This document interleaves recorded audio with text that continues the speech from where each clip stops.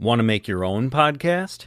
Spotify's got a platform that lets you make one super easy, then distribute it everywhere and even earn money, all in one place for free. It's called Spotify for Podcasters. Here's how it works.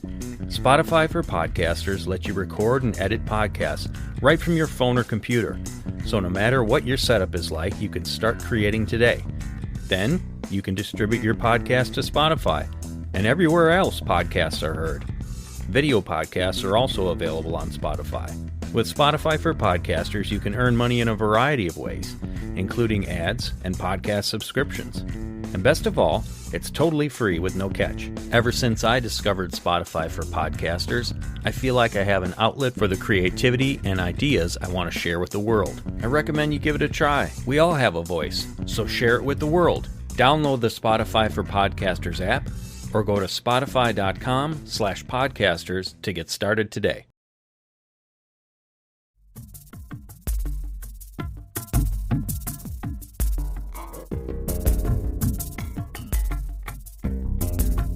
And back then, when all this stuff was happening, there was a strange dream that I had.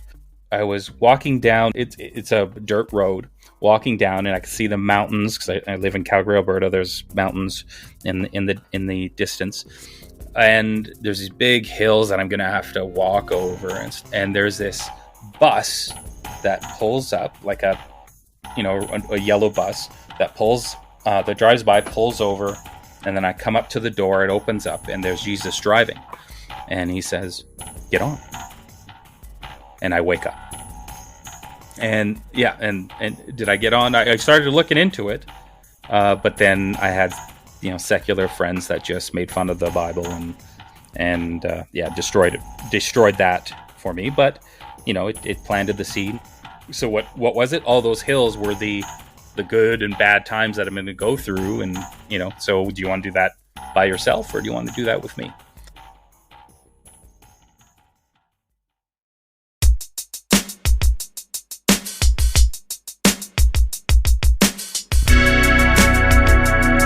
Welcome to the Days of Noah podcast, where we talk all things biblical, supernatural, and strange. Today we're joined by Enoch P. from the Rundown of Our Reality channel. And while some internet issues kept my brother Luke from being with us today, we decided to forge ahead, and we're privileged to get to hear Enoch's story, his testimony, what he went through with his family, and how he came to Christ right at the beginning of the pandemic by researching the Nephilim. We're splitting this into two parts. In the first half, we're going to hear a lot about his testimony and also the basis for what it is he's trying to communicate with his channel, The Rundown of Our Reality. So with that, let's jump into our discussion with Enoch.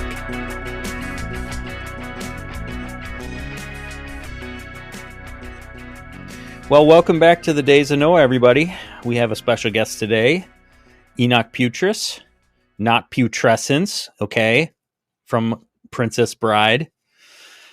And we're happy to have him because we've gotten to know him a little bit in the last few months through Rod from the Millennial Mustard Seed podcast, and then Rod telling us about Enoch's show on Rumble and Bitchute. The Rundown of Our Reality. And what I like about it is that whole chessboard series where, Enoch, you kind of give like a whole overview of just as the name implies, the Rundown of Our Reality. It's a big topic. I think we like to think the Days of Noah is a big topic, but really, as I was going through your series, I feel like what you're presenting is the bigger picture. Like, how do we describe what we're living in and what we can accept as true? Well, that's the whole purpose of the Rundown of Our Reality is to show basically how we got here, right? Because I became a Christian in 2020, right? Apparently many people have kind of opened their eyes, right? And I just went to town. I couldn't get a job for the life of me.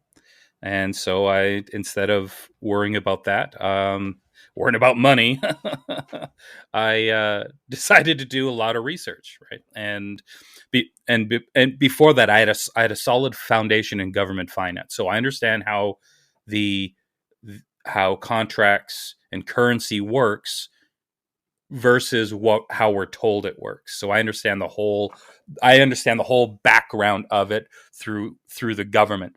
And because of that, I already knew everything was corrupt. It's just 2020 I found out just how corrupt it was when the CERB came out. The CERB is in Canada when they're giving out the free money, the free checks, the COVID checks. That's called the CERB here in Canada. Oh, okay. Right? And the CERB was all about just draining our Financial Administration Act. In the United States, that's called your public fund. So they're draining the public fund. They're draining the public administration, the Financial Administration Acts in Canada and all across the world. So when I read that legislation, I'm like, oh my goodness. Like I was trying to explain to people how all this stuff works, like talking a mile a minute, like you guys don't understand what's happening. All right. And it's not being talked about anywhere. What's going on? And so, and then one of my friends, Wow. introduced me to, because before I go there, I liked Trump because I understood government finance. I saw what he was doing. He was giving businesses access to tax credits, access to actually be, if you're willing to work, to make money, to succeed. Okay. I mean, he's a total troll, but the legislation passed. So from that aspect where I was coming from, I really liked him. He could say all he wants because our government lies right to our face. What's the difference if they sound sweet, if they have a sweet tongue, and yet are lying to our face? And right, so they say they're going to do all this stuff for the public, but then do something else. Versus a guy that is a troll who does wonderful stuff for the public, right? Like it's like a big reversal, and it's people are more more comfortable at their so-called rulers lying to them as long as they sound sweet and nice versus it was so funny to me. Anyway, so I just became so the CERB came out, the legislation, United States had the same type of legislation, all designed to bankrupt the nations worldwide. And then a friend of mine introduced me to that whole Q movement thing. And so I listened to that because at first I'm like, oh my goodness, like this is, the finance stuff. This is exactly what I'm seeing.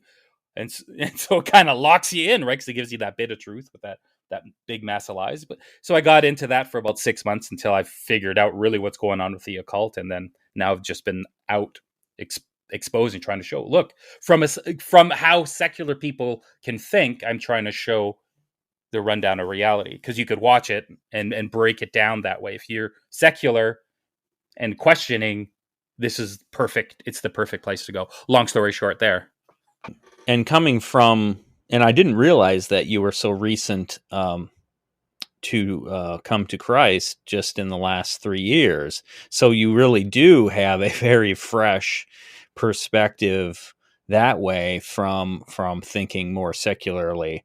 But maybe that's a good place to back up and then restart, is kind of what you grew up with, what you had in adulthood prior to coming to faith in the Lord, and then how that all came about. Like, what was the process even before 2020? Mm-hmm. And then, what brought you there? Oh, well, I've forgotten so much because it's very traumatic. It's very traumatic for me. And so I truly have forgotten so much. And I think that's, your mind does that purposely. But yeah, so, I mean, growing up as a child, we went to the Anglican church, marriage, right? So we went through the Anglican church. Wow, we have 2 Princess Bride references already in the first 10 minutes. We're doing well. So and then the United Church, they're pretty similar. And I went as a kid, but you don't really learn anything. I don't remember really learning anything back then. Nothing that would help in Canada here. Nothing that would help build a good, solid foundation of understanding Yahushua HaMashiach, and understanding God, understanding the covenants, all the stuff that you really need to understand. They don't explain it at all. So naturally, you fall away. And as you grow up and find all the fun things that you could be doing, like shooting each other with BB guns and all that sort of stuff as youths. So youths. Anyway, Yeah. so fell away. Did all dated all that sort of stuff. I became a father at 21, and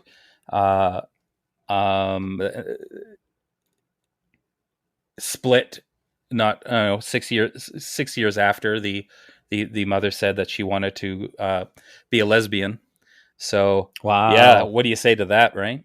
So but meanwhile, you guys were a family. Yeah, we were. Right? Yeah. For all intents and purposes. Yeah, yes. Yeah, we were a family. And then just bought a house. Wow. All that sort of stuff. Oh my gosh. And oh my gosh. Oh well. I mean, she is quite a tragic story as well. I mean, there's a reason why people behave like that, right? When they want to play for the other team, right? There's trauma in someone's childhood. So yeah. So anyway, that happens, and I find out, right, the person I got mixed up with is a massive feminist and believes that only women should raise children, and fathers should only be, ATMs. So, she hid all of this stuff, and of course, you fall on your sword as a parent, as a father. You fall on your sword. You sign over everything. Like, here, just take it. It's for the kids. Just take it, and you start from scratch. All that sort of stuff. And I didn't have anything. I was hardly making anything. And it turns out her father ends up buying the house, so she doesn't even have house payments. Like, yeah, no mortgage to speak of. No, anything. So she's really not struggling, and gave her everything, and then she's knocking on my door to, now give me a monthly deposit of what you make for these kids. I'm like, I just gave you everything that I have, right? And anyway, so she started using the children as weapons. No, you can't see them. No, all this sort of stuff. So you don't build a foundation with your children. And this is all in family law. This is trained. This is women are trained to do this. And there's a reason why, which is what I get into when you look at the in the whole chessboard, the financial Freemasonic finance segment. But anyway, so what it's designed so that you could be fined as a man, you could be fined as much as possible. And when I say that, like, child support is a fine. It's a monthly fine. It has nothing to do with what's best for the children. It's about creating a debt that then the government can use to create tax credits for. It's called appropriation. And appropriation is it's a banking term that just creates tax credits through contracts. That's it. That's all it is. That's what creates money. Contracts create currency. That's it. So when you go through and the government creates a debt, anytime they create a debt, that's what it's there for. It's there to create tax credits on the back end. So, but again, this woman's coming from a victim mentality and believes that she's justified because all men are evil. And so I never saw my kids, like, growing up as children. I didn't see them for a combined 7 years of their. Wow. And when I did see them, it was like a day, maybe. It would be a visit every now and again. So it's not like it was something that I, every weekend. No, she'd get upset for any kind of reason, then find some excuse. I even have it written in a letter stating that I can't see my kids. In a letter signed by her. Would the government do anything about that? Does she even feel remorseful for something? Of course not. So anyway, growing up through that, just massive torture. I started hearing voices. I started. The doorbell will ring, because I was fighting with the government, saying I'm not paying a monthly fine. That's not how I said it. Like, I'm not giving her money. She's using the children as weapons. I'm perfectly capable of raising children as well. We can split it, and if there are bills, we will look at them together. We will decide together. And of course, no, the government wants full custody to go to one parent to create them. And is it the same way that I've heard about it over here in the U.S. where because I had a manager years ago. I worked at a hotel and similar thing. Not necessarily the lesbian thing, but I think there was some motivation there. Anyway, she left him and the kids, and he's a mess, of course. Mm-hmm. And he felt like she purposely moved farther away so that he couldn't have the time with them that he really wanted and planned to have, so that she could get more money. Because now, okay, if you're not participating physically, now I can extract more money from you. Is that how that works there too? Yeah. Anytime you can do something that will create more of a debt, right? Then that's more currency that could come your way through a judgment. So yeah, it's designed this way. It's designed basically to cripple a nation. Like if fathers just all of a sudden said no more, like 10 years ago, no more, and just stopped participating, we wouldn't be in this mess right now. Right. The government would be forced to change things because it would collapse instantly, ruin all their plans for what we're going through right now. Anyway, but anyway, people are afraid. They want to keep what little they have, and as it slowly dwindles away. So how long ago was this then where you were dealing with this whole? From 2004 on. So my children are now adults in their 20s. Wow. And I haven't seen them at all. They probably think I'm a Christian. I'm insane. Right? Yeah. So I believe in giants. He's insane. And you don't even know where they are? Or do you have contact? We're all in the same city. We're all in the same city. Oh, are you really? Okay. Yeah. So, but yeah, back then, like I'd hear voices. Like this is like 2010, 2011. I'd hear voices. 2012, I'd hear bangs on the door.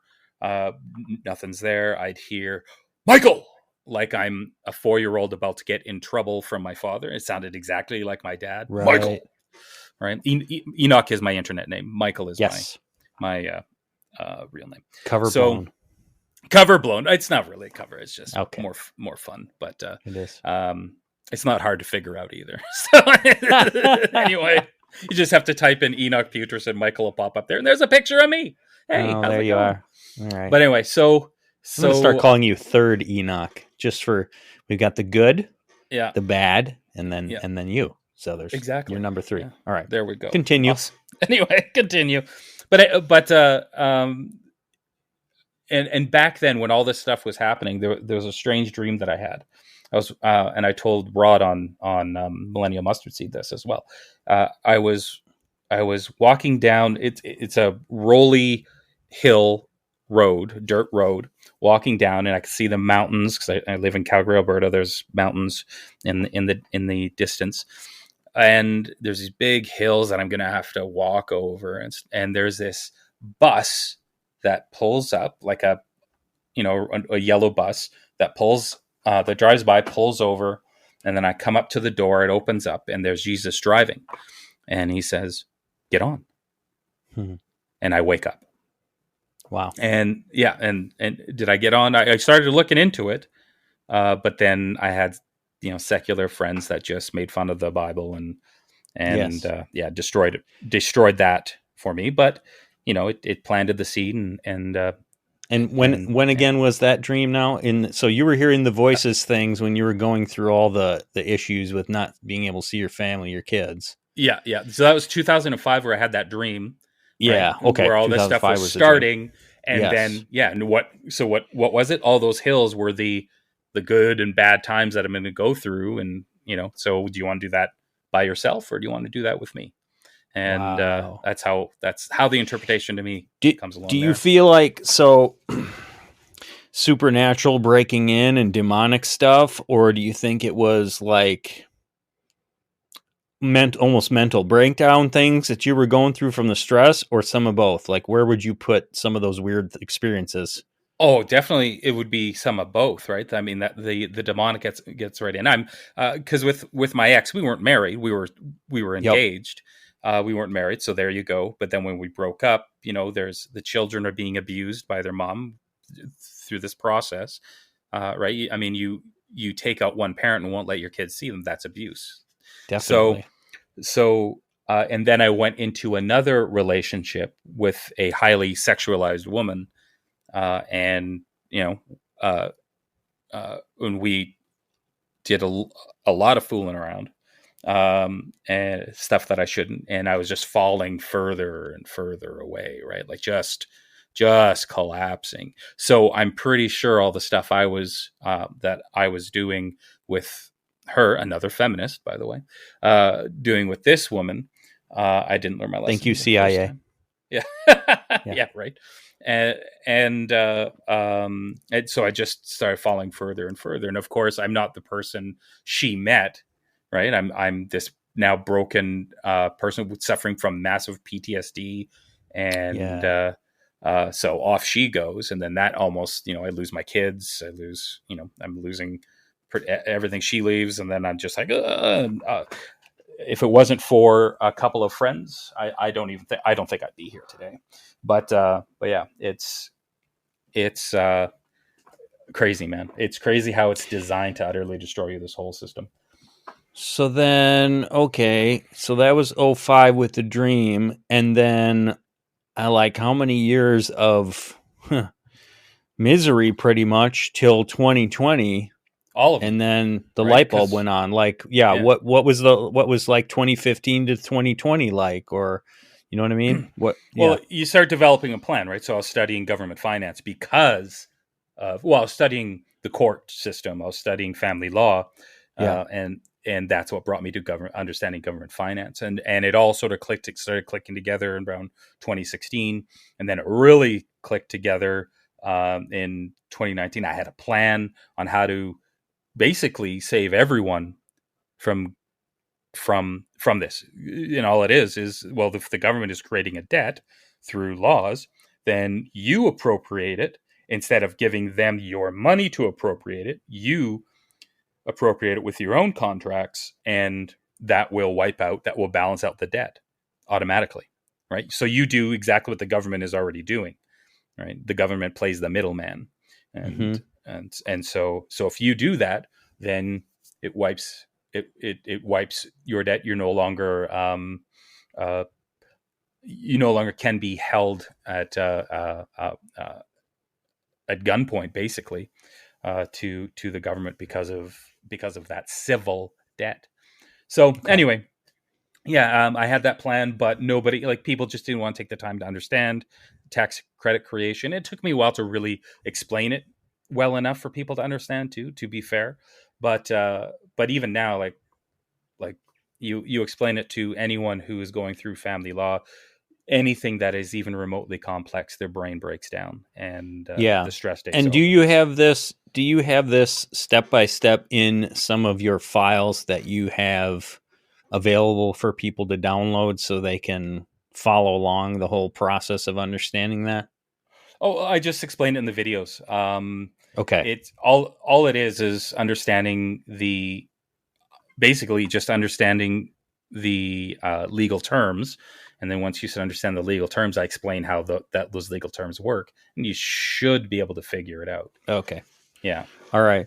Yeah, because I mean, a while back I went through. I don't know if you ever heard of Mike Maloney, but he's got a website called goldsilver.com, and he put out a series a while back on YouTube. I think it's still around, called The Hidden Secrets of Money, and he's talking about, how it's created, and basically, the banks aren't really loaning you money. They're creating money when you sign up for a mortgage, or you take out a credit card balance or whatever. That money springs into existence, and it's actually more created that way than it is through we traditionally think of as, between the Federal Reserve and the Treasury, how they're printing money. You say, oh, they're printing so much money. Well, you and I and everyone else are creating more at our banks combined than each they contract are. that is signed. So what you're talking about Yeah. there is the signing of contracts, and those contracts create the currency. If you go into the currency acts, right, it will say right in there that a contract is currency under its definitions. So all right. So 2020, the COVID, and where are you at in your faith? You had this dream 15 years prior, and what clicks? The Nephilim. I was watching. Wow. What's that stupid show? It's filmed in BC here in Canada. Oh my goodness. Well, like Ancient Aliens or something? No, the Men of Letters and the Supernatural.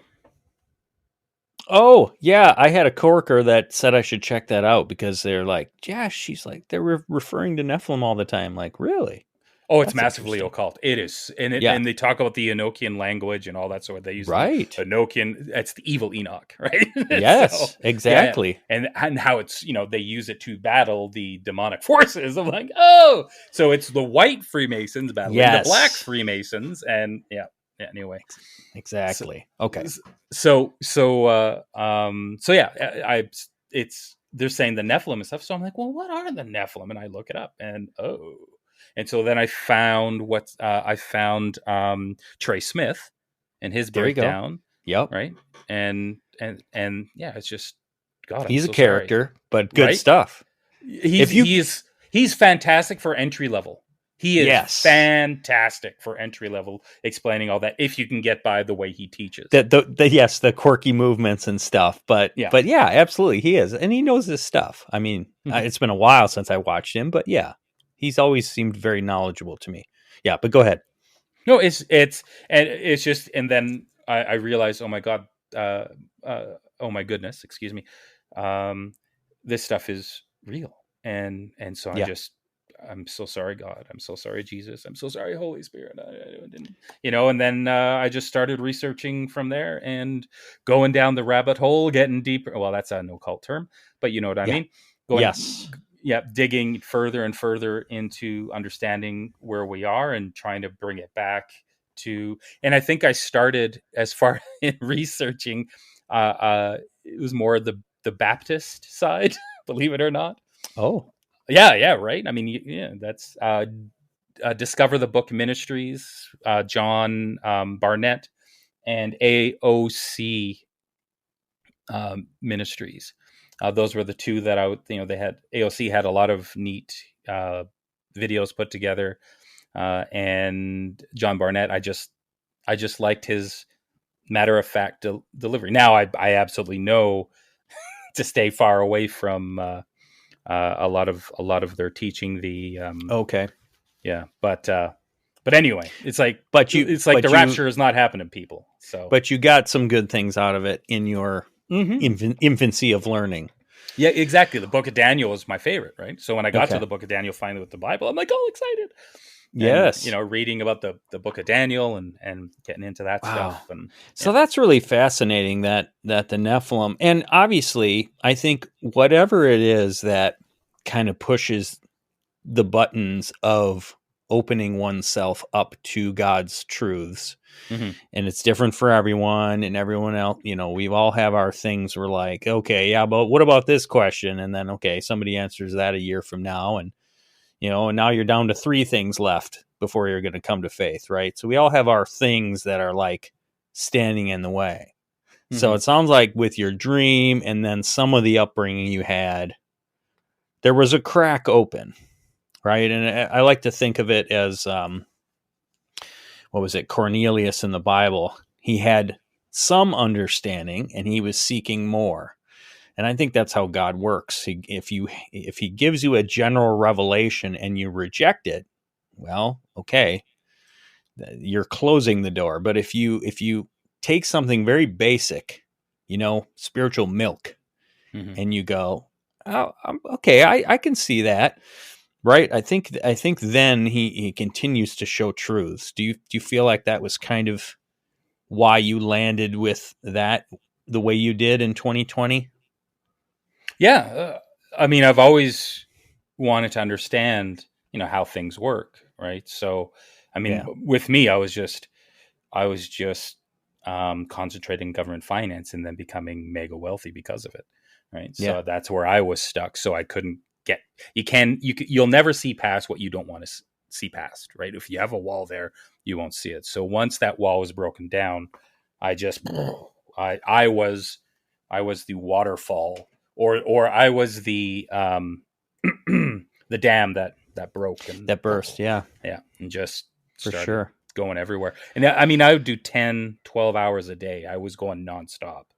Man, It that must have been information overload. So not only are you finding things out, fascinating, kind of strange things like Nephilim and Book of Enoch and things like that, but at the same time, you're going through the basics of the Gospels and refamiliarizing yourself with Christianity, right? Yeah, exactly. Like I'm not like if you're just concentrating on the giants and stuff, like you're doing is not a Gnostic approach. You're not Yeah. learning about the real book and the word, and how it all interconnects, and how everything is Yes. all about Jesus Christ. And if you don't, if you don't figure that out quick, you're going to get yourself lost again, right? Right.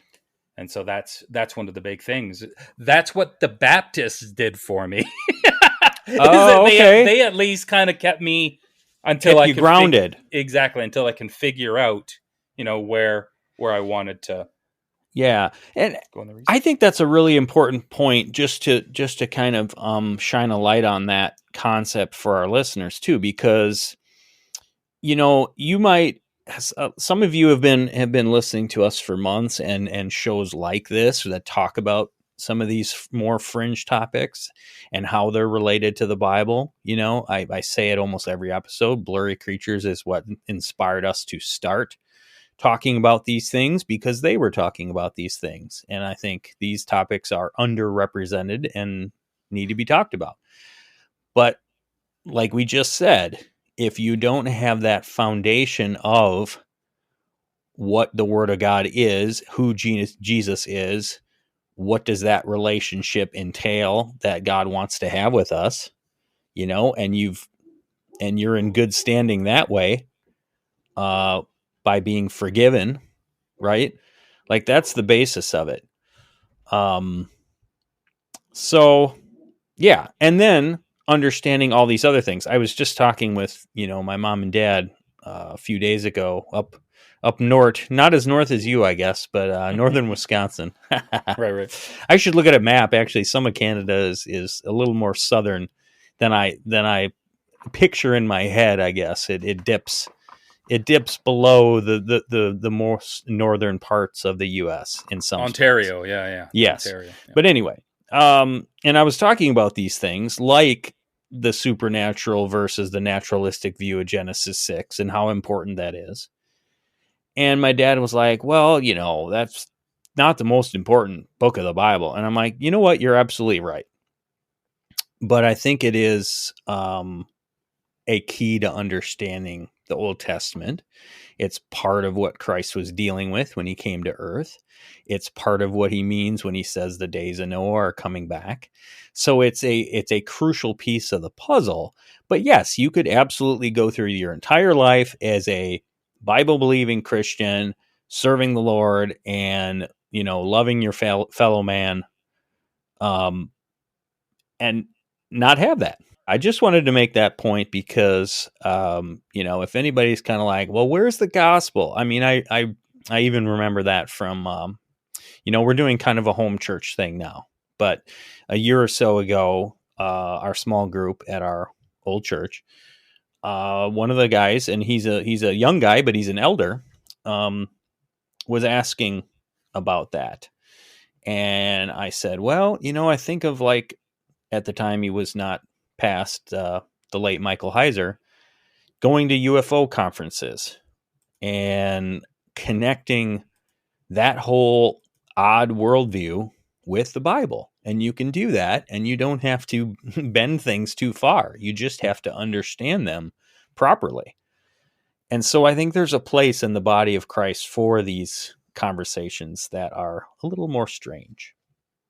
But getting back to your story, so this whole chessboard, so on your channel, you've got the whole chessboard series, and they're like 5 to 10 minute clips on different topics. And I saw that you just put out a new 1 or 2 of them recently, right? Yeah. Yep.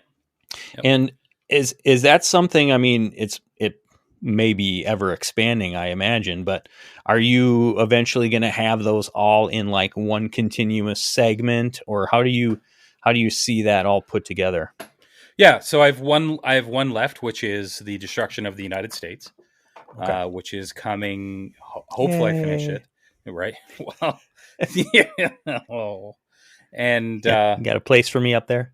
Yeah. Well, so I have that one coming out. So I'm just trying to break it down, right, on how that works and why it makes complete and utter sense. And you really need to listen. There's a reason why it says biblically, come out of Mystery Babylon, which is the United States.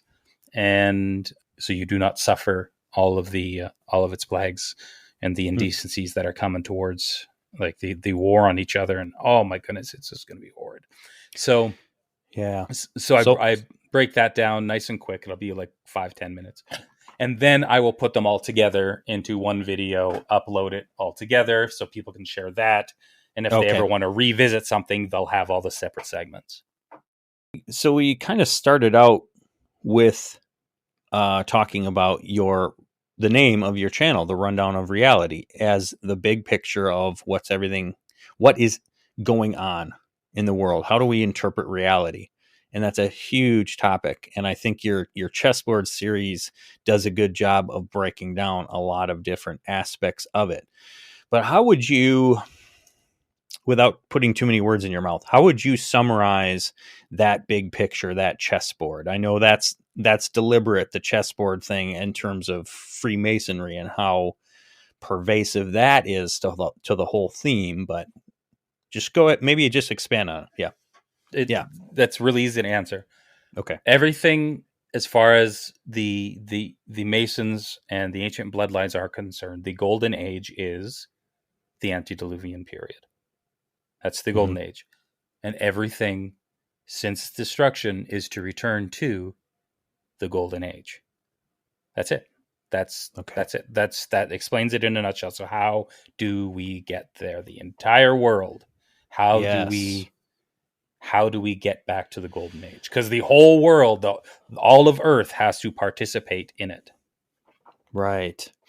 So, right. And for people who maybe have not unpacked that concept yet, the golden age being the time when the sons of God came down, they mated with human women, and the world was full of violence, and basically Satan and his ilk was having a heyday. Is that a fair representation? Yeah. Massive pantheon god worship, and these beings that are half angelic, right, and half human. So then they had dominion because they had the human element. Right. They had dominion, and they were worshipped as gods, like vampires, for example. Where do vampires come from? Well, the whole belief or the whole structure of vampires comes from a female Nephilim, where you drank her menstruum in a chalice to get her power, and to worship her and all that fun stuff. Wow, that's where the Lilith comes from, and that's the mother of Lilith. Lilith, yeah. That's where all that worship sort of comes from. Exactly.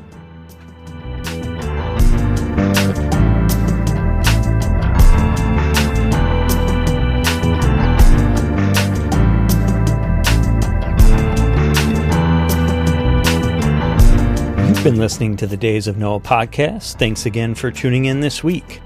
If you wouldn't mind just taking a moment to click 5 stars and leave us a positive review. It does help to spread the channel to more people and get the word out about the days of Noah. We appreciate each and every listener out there. Thanks for being with us. God bless. See you next week.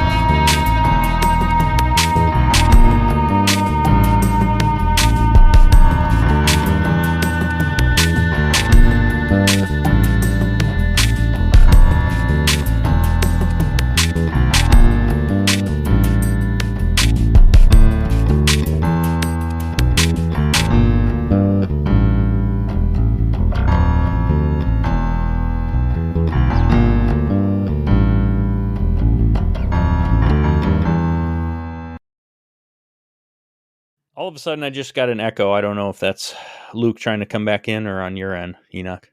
Now it's gone. It was all Luke. Okay. It's all right, Luke. We love you.